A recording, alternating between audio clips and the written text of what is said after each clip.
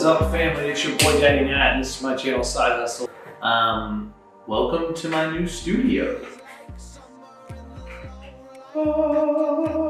Last week, I interviewed Mew from the LÜM community, and I gotta say, man, he is an OG, not only in that community, but just his general spirit, his general energy.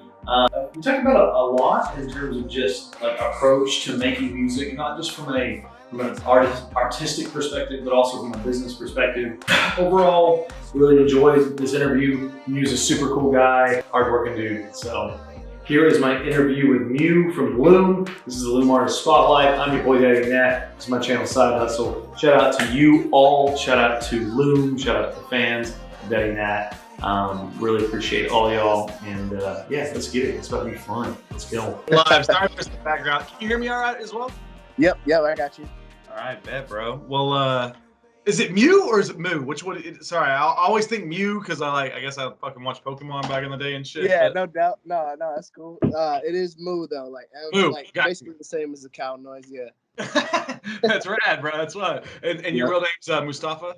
Yep, correct. That's badass, bro. That's cool, man. That's just been my nickname for life, man. Was Moo. Shit, so. Yeah. Well, dude, like, because obviously you're one of the first people. Like, when I first went to meet with Jake, like the very first time we got on LÜM and they were hitting me up and stuff. I remember I was like, "So who I check out on the app?" He was like, "Go check out Moo, bro." And I was like, "Fuck yeah, dude." And anyway, man, I've seen you been honestly.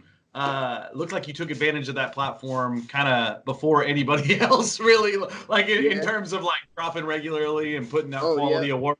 And yeah, man, I appreciate you taking the time and chatting with me, bro. It's cool. Absolutely, man. I appreciate you taking the time to do the interview, man. I've seen you popping out too, because I definitely went on a little hiatus there for a second. And then I came back, and there are so many new people that jumped on in a whole wave. I feel the same thing, bro, because I joined in July.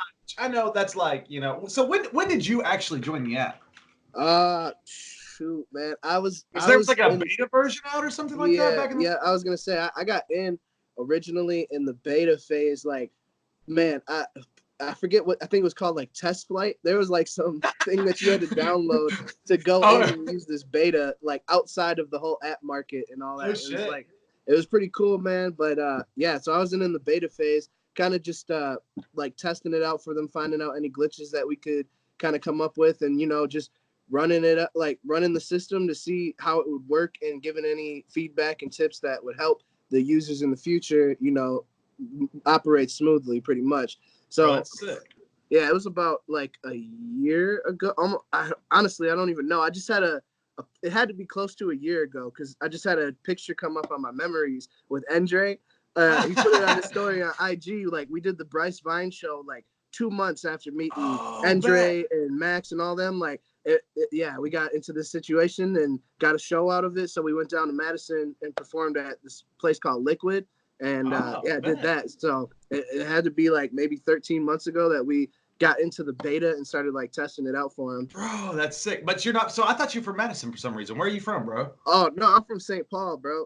St. Paul, Minnesota. Yeah, that's why. Yeah, no, man. If I was from Madison, I definitely would have been at that show last night and everything else that they have going on. But that's why dude, I feel so. Yeah, it sucks being in Austin. You're like, I mean, any other place other than Madison, it's like where the Mecca is. You know what I mean? I know, right? That's the headquarters, man. And it's like we're pretty close. It's not a bad drive, but when it's winter. And I just had like poor timing to actually get out there for it, so yeah, it was a disappointment on my own. Well, it was fly either way. You know what I mean? So. Oh yeah, I know it was a hell of a time, man. My brother White Khalik was out there. He came from up here, and then crazy, I know Trace, Landon, Nando always does his thing, and then Vogel, man. I know they. Bro, y'all got a solid crew, bro. Like, but like the whole squad from Wisconsin is sick, man. Like, and there's a lot of. Like, it's pretty interesting to me, because I know it probably hits home to the guys, particularly when they started the app, because like they really are putting a lot of artists on the map in the surrounding areas of Wisconsin, where historically, and I'm pleading ignorance here. I don't know a lot about like music in Wisconsin and the history behind it, but historically I haven't heard of many, popping out of there. You know what I mean? Definitely not, especially from like Madtown, man. Like, Madtown is only primarily focused on for football and basketball. That's all I've really ever heard. coming from there, and you know, it's party scene. Besides that, like I mean, I knew there were like rappers from there. You know, there's rappers from Sure. everywhere, but I've Sure. never heard any of them actually like make it in pop. And maybe I'm just being ignorant too. I don't know. I haven't like But done I too know much what you mean. digging. Yeah, But yeah. I mean, except just recently was Young Gravy. Like Young Oh, Gravy kind of shit. made it on the scene, but he's also from Rochester, Minnesota. That's right. So That's right. he's like a mix. He's like the mix of both sides, man. So That's crazy, bro. Nah, yeah, I see him. He is really, really glowing up right now, man. It's pretty cool. Pretty cool Hell to see, yeah. dude. Like fucking, especially since there's a lot of connections that have already been made Oh yeah. with artists who are slowly positioning themselves to kind of, you know, Hell yeah, find the man. levels, bro. It's Oh cool. yeah.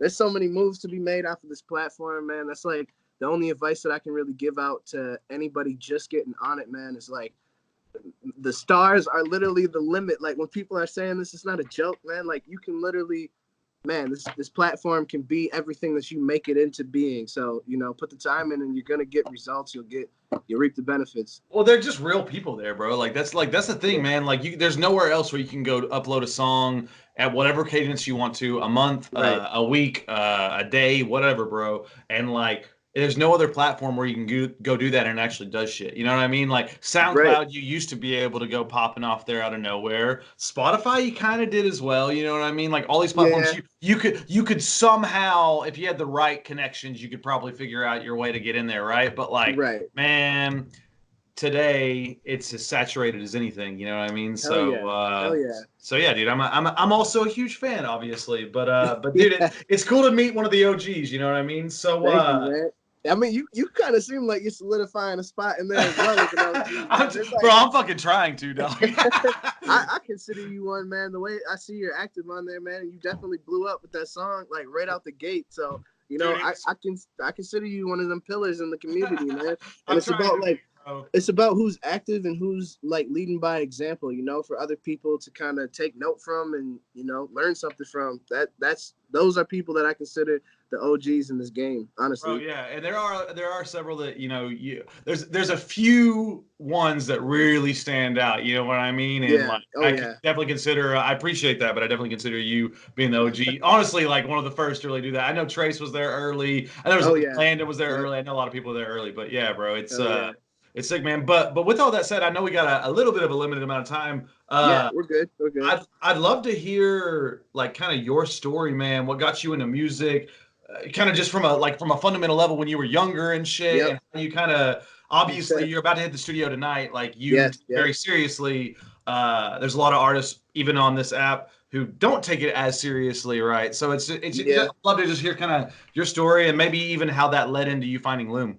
Okay. Oh man, yeah, that's I'm gonna try to find. I know there's a lot of content there, bro. Yeah, I know. Right? that's a lot of years of my life that bro. We'll cruise to that whatever cadence you want, man. Not to put too much into you, bro.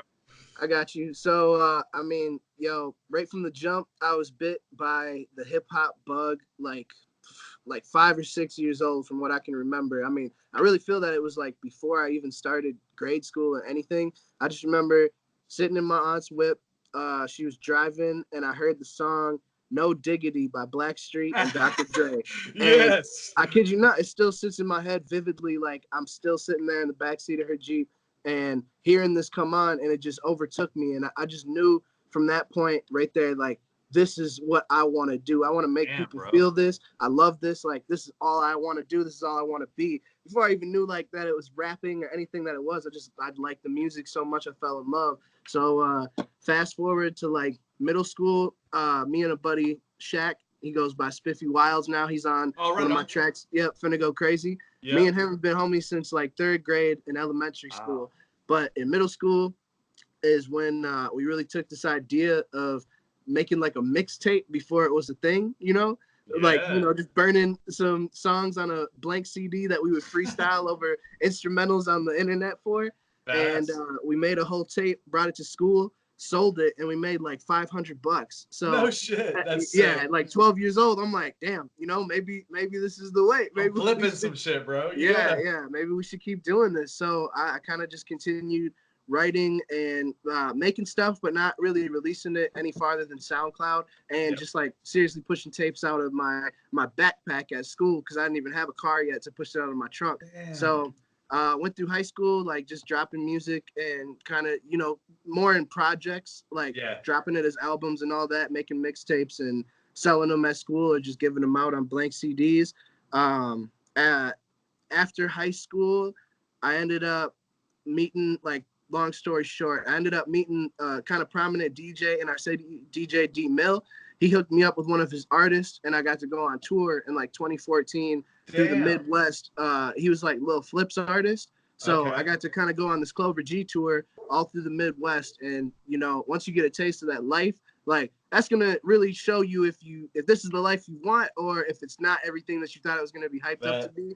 Man, I fell in love with it. And since then, I've been, you know, chasing that same kind of grind and just putting in the work to try and get better so that I can get better opportunities. And, you know, it's all led up to where we're kind of sitting now, where like last year, and I guess it started in 2018. Now that we're in 2020, so like 2 years ago is when we started a whole different mindset, man. I started watching Gary V and Russ and Nipsey, like, heavy, man. I started watching them dudes heavy. Yeah. I watch them all on the daily, bro. Gary V on the daily, bro, because he just puts out so much damn content. But Russ is a G as well, bro. Nip is. I mean, Nip, forever rest in peace to that dude. He changed. He fucked up everything, bro. Yeah. Absolutely. He, like, completely changed the game. Yeah, and it's crazy, too, on the Nip side, because, like, I be telling people, like, I really personally wasn't the biggest fan of his music at first. Right. He made dope music. It was cool, but it wasn't stuff that I was honestly bumping all the time or any of that. But what I did like was the knowledge that he dropped. He dropped so many gems, and he gave so many keys to the game. Like, on an independent scale, if you're not studying Nip on an independent side, like, you're missing out. Especially now with, like, how much his information. Bro, he made so much money, bro. Like, that's the thing that people don't realize, dude, is like how many investments he had on the side, dude. He was doing like he was a part of like ICOs with cryptocurrencies, bro. Like, the motherfucker like literally went and like made mad amounts of money and did it his way. And you know, he wasn't as you know, I think he, because he died at that age, honestly, like, you know, like, it did make him become a Tupac or become, you know what I mean? And obviously much more influential in terms of like what he's giving to the game, but like but in terms of like iconic, you know what I mean? But it's sad, man, because I don't think he got as much cred, you know, as he deserved when he was here, bro. So it's just interesting, man. And that's the worst part, is like, it took him dying for people to finally tap in, which sucks. Like, I hate that. I hate that it's that way. It sucks. I really wish that. Gary Vee talks about that all the time, though. You know what I mean? He's always like, I'm here for legacy. You know what I mean? And now, if I die, people will just talk about me on Twitter for 24 hours or something like that. Basically. Right. You know? Right. It's and crazy, I mean, dude. Yeah. So while you're here, I mean, that's a good message to everybody. Like, while you're here, man, you got to be making the most out of every day, bro, as much as you can. Like, just being aware of that will make you go harder. You'd be surprised if you really kind of look at your day and think like, damn, did I give everything that I could today, or was I slacking? Was I procrastinating? Was I, you know, not doing what I should be doing? And you know, it can change your mindset. And just how much opportunity there is out there, literally for free, bro. Like, a way to go market yourself and expose yourself and build your talents. And it's all it is work. You know what I mean? Once you have the assets, all it is work. You know what I mean? And the assets can be as little as a phone these days. So like, you know. Yes. Yeah. Look, a crazy part with that, to touch on that real quick, so I don't lose that thought, was so now with Gary V, a weird anomaly of how this all mixes together, right? 2018, the Super Bowl was here in Minnesota. Gary V came. I was following Gary V on Twitter. He wasn't originally coming up here for anything, because basically every event center that you could have was rented out. All the places that you could go were rented out. He made a post on Twitter like the weekend of the Super Bowl on like a Saturday that he was coming up to the Mall of America. And I'm like, I'm literally in the gym with my brother, and I'm like, yo, Gary's on his way here right now. He's going to be here in like 30 minutes. We got to go. So we left the gym. I'm in my scrubs. I'll like find a picture that I can send you if you want to use it for later. Dude, that's sick. I'm in my scrubs, bro. We zoom over to the Mall of America, try to find him. I'm like updating his Twitter, like, you know, refreshing it, trying to see where he's at, because he said he's going to be here. Turns out the Mall of America wouldn't let him in, so he had to go to a parking lot in an IHOP, like across the street, and had a line of like 300 people just waiting to meet him and get his autograph or whatever, right? So all this to say, I didn't have anything on me on hand to get autographed because, like I said, I came from the gym. I'm in scrubs. I don't even want them to sign my shoes because they're dirty, you know. Yeah. So I bought his book called Crush It. Oh, I love that book. Yeah. Ironically Great enough, book. right? I only bought the book because I wanted to get something signed by him. I didn't even know what I was getting or anything like that. I just like Gary Vee, so I bought the book. I bring the book home, you know, it's sitting on my shelf, and then one day I'm like, oh, I should probably read that. You know, if Gary Vee wrote it, it's probably got some good information. Long story short, he's talking about like one of the key segments that just was like timing met opportunity, or what is it? Opportunity met timing, and it all like that. It birthed success, right? Right. In there, he's talking about, look, if you get the chance to jump on a new app or a new development from the birthing point, you need to dive in and just try out everything that you ever thought you could do on other apps and see how it works. He's like, the worst thing you're going to get from it is experience that you can now take into these other apps. Well, that was exactly what we did with LÜM. LÜM kind of lined up. Yeah. I'm like, oh, it's another music app. You know, I don't know. Like, I'll test it out. My brother kind of sent it to me through a message because Khalik was actually promoing it in his story. So we're like, all right, if Y is fucking with it, like, I'll go check it out. So we jumped on there. And then, you know, it's kind of like the rest is history. Like, I met the team and it was instant love from the jump. They were having like their first event like the next weekend, and all of us had time. So we were like, screw it, let's take the trip to Madison, see what it is. You know, worst comes to worst, like we get to go party in Madtown for a weekend. Exactly, bro. But we went out there, met them, and it was just crazy, man. It was like this is exactly what we needed right now, because I had like just started the whole Moon Monday campaign on like SoundCloud, and I think I was just putting them out through, I think it was just SoundCloud pretty much, because I haven't really put much out on Spotify and all these other things. Sure. Just kind of waiting to see how the growth went and trying to kind of calculate. Yeah, you know how Russ did it, bro. Russ did it 96 weeks in a row, dog. Exactly. That's what I was inspired by. And through that, he had all the, you know, several hits. You know what I mean? What they want, all that shit. Yep. Yeah. And then you take those. So in my eyes, like, you take those hits, and that's what I'm gonna bring to like the Spotify's and all them other things, and kind of leave the SoundCloud catalog up there so people can see the growth. But all that to say, like, we started on SoundCloud and pushing it out to these other things like through Snapchat and all this stuff for promo. So by the time LÜM let us jump in this beta, I was already like 26 weeks in, and I'm like, oh damn, bro, can you imagine? I'm like, I was talking to my brother at this time. I'm like, bro, like, we literally, like, to LÜM, it's a whole brand new thing. So we could literally go back to one and start this whole process over again. Bro. And like, to the outside world, they'll be at 27, you know, going on. Right. It's 26 weeks behind. So we can test it out in here and see how it goes. And so that's exactly what we did. Yeah. Sick, bro. That's sick, bro. I guess I didn't realize that, but dude, I knew you were so prolific. Obviously, like, so Dub Easy, you know, I had an interview with him. Oh, yeah. Dub Easy, he does a similar thing, bro, because he has all these songs that he cooked up, you know, over the last, even like the last decade, really. And he's just got them all set up, bro. Like, and that shit's, I mean, I always subscribe to that as well. Yeah. I did it personal. I haven't done it personally with Daddy Nat. It is something, it's like the one thing that I'm missing is like trying to get my process down, which is getting songs out more quickly and with quality. So you know, being able to put out both, you know, so that's why I try to go so heavy on the other content. Cause I'm like, fuck, I gotta like make up for this time where I'm not putting out music. You know what I mean? Right. Yep. You gotta have something to stay consistent for sure. You do, bro.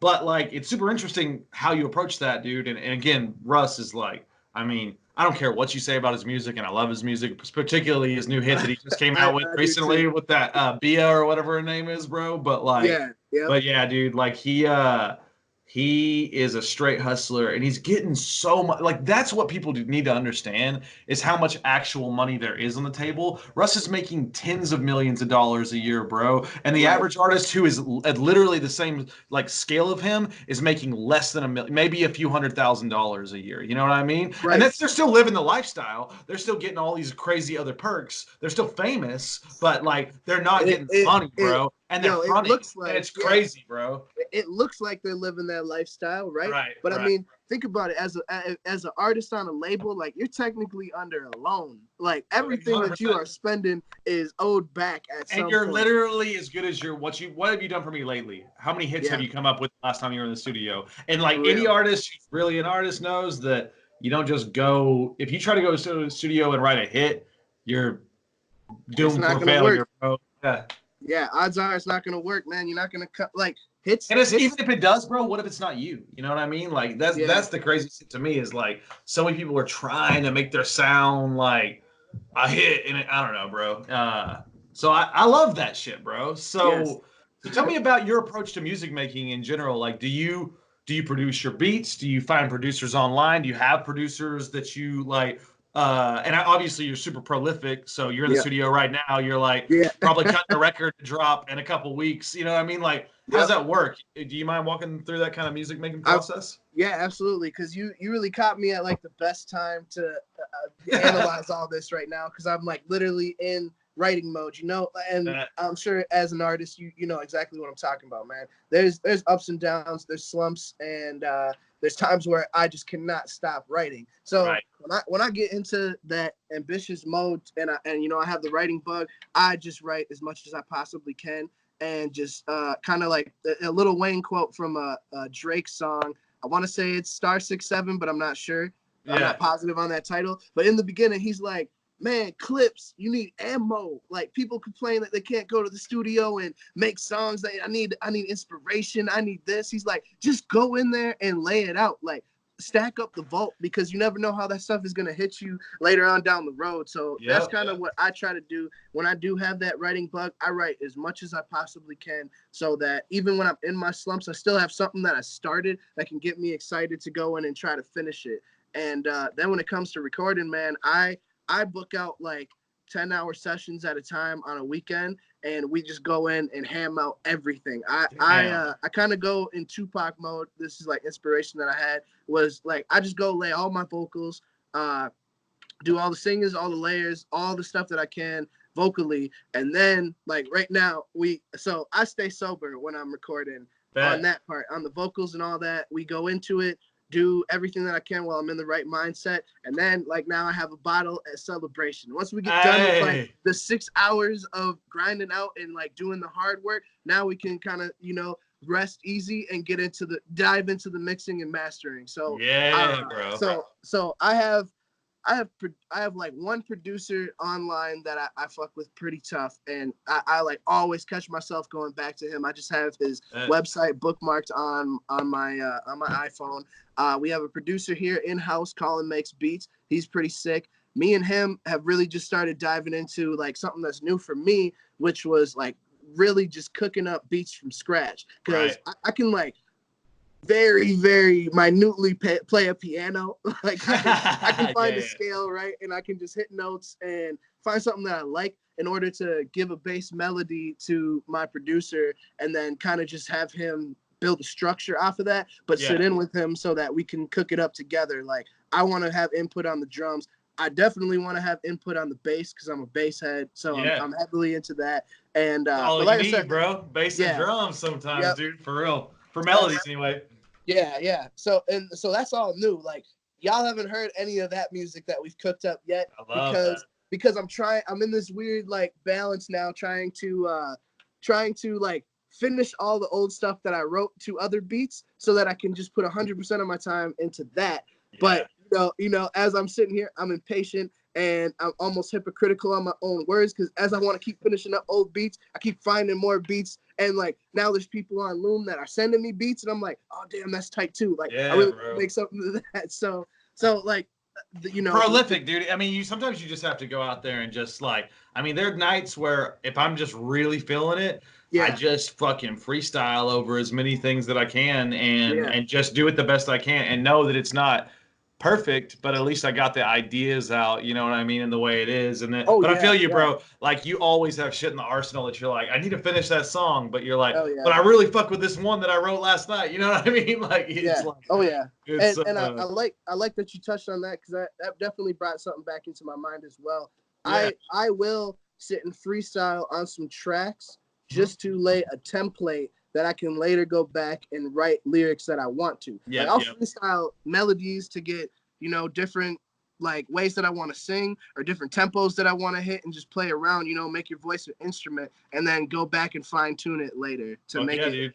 perfect. Yeah. I'm the same way, bro. Like literally, that's like that's my favorite one because it's just, you know, that feeling you have when you first go in, the first time you hear something, bro, and you're like, you just can't help but like, you can't get it. It's infectious. You know what I mean? Oh, You yeah. can't get it out of your head. Yeah.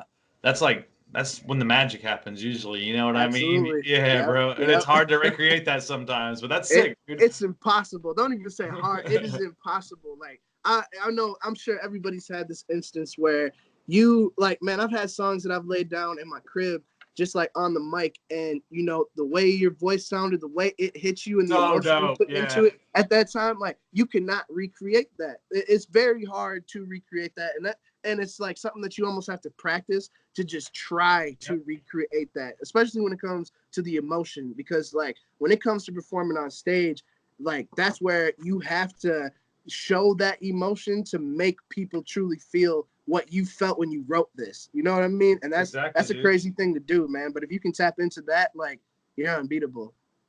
Yeah, dude. Nah, you're right, bro. That's legit. Like, I mean, that's what it's about, man. Well, dude. So I know, in terms of approaching your music making, I've been listening to a bunch of your stuff over the last couple of days. Thank you. I feel like you got a Drake influence, who's one of my favorite artists of all time, bro. Yeah, because he's the most prolific. He's overly consistent. He can rap. He can sing. Like, you know, like he's fucking Drake, bro. Like, you know. So, but is that like what other influences you got, man? Or is he like kind of the biggest? Like, he's definitely one of them. I won't even say that he's like the first one that opened up my mind to melodies, but he is the one that showed me how far it could go with melodies. So he's definitely up there as one of them. But a couple or a few to name right off the bat is always going to be J. Cole, Jay-Z, just for the simple hustler's mindset, Kanye for diving into the production and taking every step of it so seriously, Tupac for the grind, Biggie for the lyrics. Man, the list is gonna.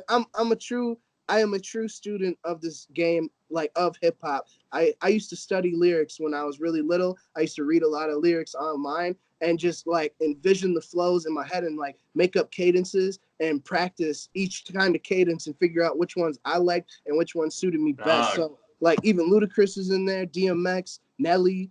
I mean, the list goes. Oh, dude, you're speaking all the things I love, bro. Yeah. Eminem. I gotta throw Eminem in there too because he was a huge wordplay on Eminem's side. Bro, I was listening to the Slim Shady LP the other day. Whoa. Yes. And you can't not if you came up from our time, like you will always have love for those albums that he made. There's a lot of people that, you know, may get offended. They're hating on him, bro. right. But to me, man, it did something, and he taught me. I mean, bro, he taught us how to rhyme words with orange. You know what I'm saying? Dude, like, he did. Oh yeah, stuck in a door hinge. right. Dude, I remember that shit, dude. But also, it's funny, dude, because I agree with you, man. So a lot of people have been hating on his latest shit. I mean, the thing is, I think he is a true artist, and so it's innately part of him to continue making music. And that's a really tough thing to do when you've been literally like the best artist on the planet for the vast majority of, 2 decades, literally. Right. You know, and then he fucking comes out and does some other stuff that's far from left field. And like, you know, everybody knows rap is not for, you know, I think they're good artists. Royce puts out good projects, and he's like in his 40s. You know what I mean? Like, there's a lot of people who Jay-Z put out fucking straight fire. He's one of a kind. But you know what I mean? Like Eminem, like I think, you know, he still put his recent record I thought was great. You know, it's not as good as some of the other shit, but I thought it was better than what I've heard lately. You know what I mean? Yeah. I'll be honest. I haven't heard. I saw like just a really short Genius clip of one of his latest records that he just dropped, like a single or something. And honestly, I haven't really tapped in to his stuff right now, but primarily just because I'm kind of in my own writing zone right now. So when I'm in that zone, I really try to stray away from other influences as much as I can, just to go back to the roots of like, oh my God, I'm sorry, I forgot one more to throw in there. Linkin Park. 100%, bro. Oh, Linkin Park, yeah, so bro. a whole yeah. We'll tap into that a little later, but Linkin Park definitely needs to be Bro. on that list too, because like those are those are inspirations that I try to draw off of, like reasons why we fell in love with a lot of these artists when they first started. What made you immediately hooked to these people? That's what I try to create, is a feeling like that. So when I'm in this mindset to try and create music, I really don't look at anything new coming out, because I'm not trying to follow a wave. I'm really trying to go as left field as I possibly can. Besides the fact that I know a lot of the times I end up sounding like Drake. But even with the Drake note, like I try to sound like to sound like, dog. exactly. Yeah, I won't mind being thrown in that category of names. And even with that, like I'm trying to be the Drake that we all, the whole nation, fell in love with. The whole world. Like Right. I want to be that Yeah. Drake that we all feel you. like, really dove into. Not the one, not It's so much what undeniable, he's going now. Yeah, not so Yeah. much the direction. Like I don't really like pop music, so I don't try to make pop Yeah, I music, feel you. but I love storytelling. I love real emotion, and I can Well, only speak on my experiences. authenticity is the new pop music, bro. You know what I mean? Like all these Yeah, I songs feel that that. became bangers this year, like, yeah, bro, like they're just, if it's real, then not only can it never be recreated, but it's also like it scales. Like Yeah. that pops, bro, and you get to be famous for doing what you want to do. You know what I mean? It's like For sure. you go fucking make some song that's like trying to be like somebody else. Yeah. It's whack. You basically have to go try to make that over and over and over again, and oftentimes And fall short. Yeah, and at some point it's not going to be fun. At some point it's not even going to be you, and you can't do that. Which is why, like, so I haven't listened to Eminem, but one side that I will give him a lot of respect on, man, is like understanding that he's just at a different point in his life, and in a lot of ways a way more healthier point in his life, mindset, like physically, mentally, all that right now than he was for what we fell in love with. And if that's what it takes for him to be in that place in his life, I will, take the sacrifice on the music for it to not, like, I mean, look, we fell in love with Eminem because he was crazy and off the wall, but he was crazy and off the wall because he was doing a bunch of crazy stuff. So he was, bro. Yeah, right. He was. I don't want him to die in order for him to make music that I love. It's kind of like the best comparison I can make up is Heath Ledger, right? Like I wish Joker Heath was didn't hot die. as crazy as fuck. Yeah, one of the best roles or characters ever played in the history of acting, in my eyes, right? But he had to die in order to make that. Like he gave his life to make that happen, man. And, bro. It's crazy because, as you said about Nip, man, like, and Pac and Biggie, like, it's sad to say that that's the route you have to take if you want to live the life of a legend. Like legends don't die old. You know what I mean? Like they don't, bro. If you want to be a legit legend, I mean, like Jay-Z's legit like the only old motherfucker who's like a legend. You know what I mean? Like, I mean, and Beyonce obviously, but like, and he's not even that old. Let's be real. But like, in the rap game, particularly in the music, like, and it's interesting. Rap is very different from the perspective. It's very much more criticized than any other genre of music, I would say. Absolutely. It's also probably more prolific than any other genre of music, so there's more, I suppose, to pick at. But it's just interesting. Rap is I love hip hop, and I always will, and I'll always produce like a little bit of everything. You know what I mean? But like, it is one of those things where it's like it is a whole nother playing field, and it is kind of a young man's game for the most part. It has been thus far. I'm really hoping with some of these older artists like Royce, like Jay, like Eminem, like all these other guys can start to make it to where Black Thought, like they still are putting like dope projects out. You know what I mean? And right. It's awesome.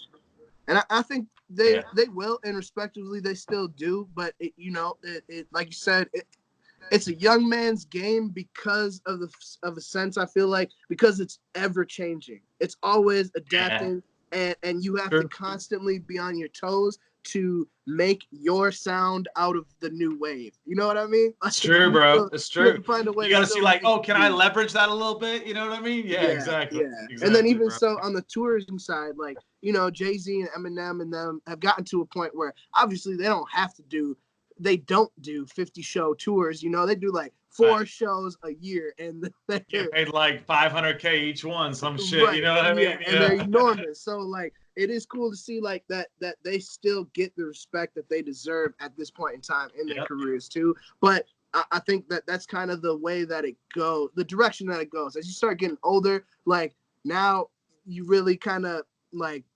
certify that legendary status by making it very exclusive to even see you or hear from you or any of that kind of stuff, you know, like, and I feel like that's, you know, just speaking off of my train of thought right now, like that may be the best route in order to not kill yourself to solidify that legendary status is by I agree, bro.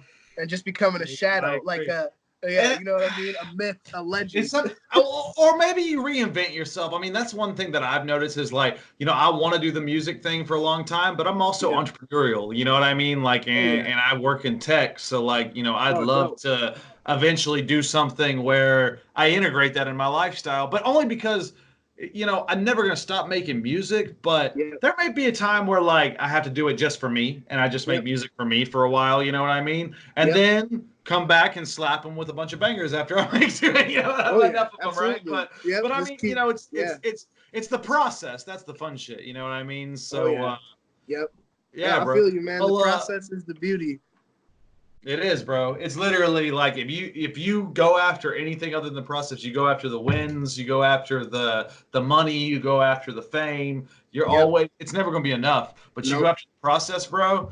Like it's just different. You know what I mean? It's just a different mindset, bro. It still will never be enough because you're always gonna still won't be enough. But it's a lot more healthy to fall in love with that. You have to fall in love with the process if you're going to be successful, man. That's any path you're taking in life. You have to be in love with the process or else you're going to hate what you do. You're going to despise what you're doing for the rest of your life. So I like that, man. You definitely have to fall in love with the process. That's a good quote to like. Yeah, bro. For sure, man. Yeah. No, dude, I try to live by it, dude. I try to live by it, dude. Well, I know you got some shit to do tonight. I know you're going to make some records. Tell me what's on the horizon, bro, for you in 2020. Kind of what you're hoping to do. It could be as it relates to LÜM. It could be, you know, whatever you got on the horizon, bro. Would love to hear a bit about that. Then we'll wrap this bitch up. Man, without giving away too much, we are just going to bombard y'all with content on LÜM. That's plan number 1. Like, I mean, you'll see. I guess I should just say you'll see. Everything that we can think of, man, we're gonna throw at y'all and just see how it's received. Number 2, for shows, we're really pushing to get into as many festivals as we can. So we just started sending out about a bunch of submissions and applications and whatnot. And then obviously trying to win the South by Southwest thing that LÜM's throwing. Yeah, dog. You got to come down here, bro. I really want you in there. Oh, bro. We're pushing for it, man. We are definitely. We're going to get litty if you come down here for South by, bro. I plan to, bro. I plan to, man. Even if it don't happen through LÜM, it's now piqued my interest where I'm like, all right, we just have to find a way to make it happen regardless. Like, I'm trying to let's connect after this, bro, because I might be able to help with that, bro. Let's connect after this because I might be able to help at least put you in touch with a few people who are putting on shows. Bro, say less. Yes, please, yes. All right, so right there, man, that's like kind of my goal right now is to just hit a bunch of festivals. That's kind of the direction that I want to go. Those are the crowds that I like to hit the most. And then besides that, man, it's just living the best life I can, giving my daughter the best life that she can get, and then grinding, man, to build the budget up so that we can just do even bigger and crazier things when it comes to the content that we're trying to give y'all. That's beautiful, bro. That's beautiful, man. Well, Moo, I know you got shit to do tonight. I appreciate you so much for taking the time, dog. I appreciate you too, bro. Love to do this again. Let's connect after this and see if we can get see if we can get something set up for South by. That'd be fun, bro. I am 100% about it, bro. Hey, man, have a good session tonight, bro. I'll catch you next time. You too, bro. Peace. All right, peace, brother.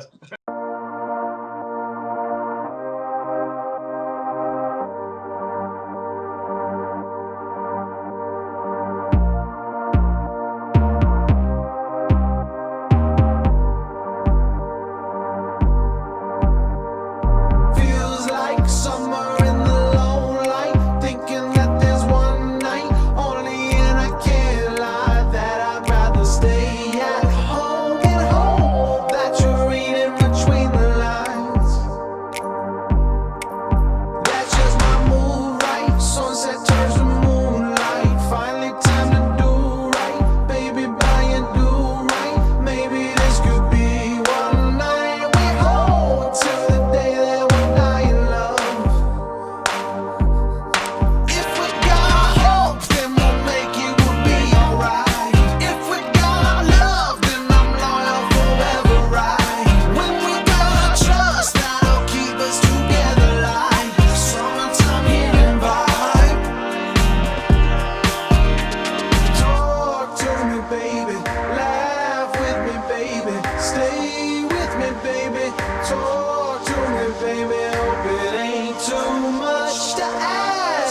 stay with me.